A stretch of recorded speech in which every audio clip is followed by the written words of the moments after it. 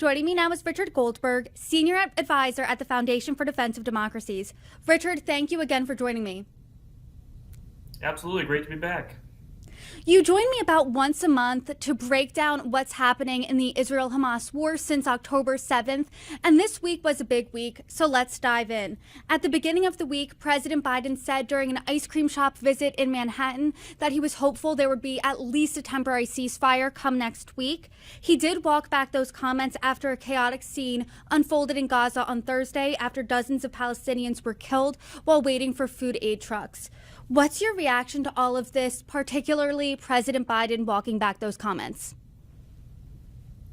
Yeah, I mean, obviously, the United States is working very closely with Israel and other parties in the region, including the Egyptians and the Qataris, in speaking to Hamas and trying to broker some sort of a temporary ceasefire that would come alongside continued release of hostages that are being held by Hamas. Remember, more than 100 people are still held hostage in Gaza by Hamas, taken from their families, many of them injured on October 7th, in addition to the 1,200 murdered.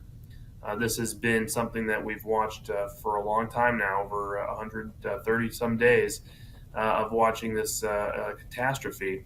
And so I think when the president's talking about a temporary ceasefire, he's talking about those negotiations. But what can happen is people can confuse a call for a ceasefire with pressure on Israel to unilaterally withdraw its forces from Gaza before it has completed its mission of destroying Hamas militarily in Gaza.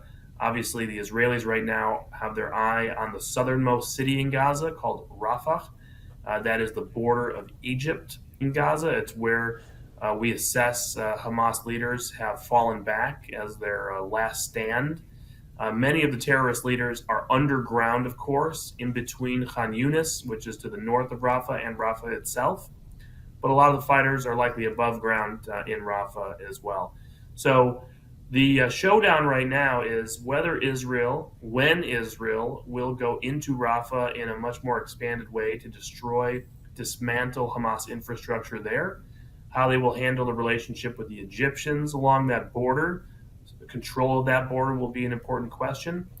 And whether or not there will be a ceasefire, how long that ceasefire will be to allow for more hostages to be exchanged potentially for prisoners. That hostage negotiation complex, we can talk about it. I'm hopeful the president doesn't put pressure publicly on Israel to do things before it's in the best interest for Israel security-wise. But I think the Israelis are serious that they are willing to do a temporary ceasefire as long as it is temporary and delivers more hostages. Do you think the hostage factor of this story is getting lost in the international conversation? Because we do constantly hear temporary ceasefire, but always the caveat of with the release of at least some of the hostages isn't always attached to that.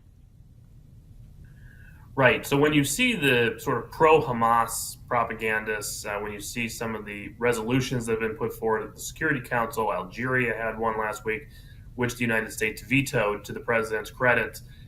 It does not make any reference to the release of hostages. It's not talking about a temporary ceasefire to allow for humanitarian relief. It is talking about an end to the conflict at current lines, which means allowing Hamas to survive the war, keeping its leadership intact. One of the primary military objectives that Israel has is not just taking territory or dismantling tunnel infrastructure or destroying the battalions that Hamas has in place, all of those important objectives. It's also hunting the leader of Hamas in Gaza, Yahya Sinwar, his deputy, Mohammed Deif.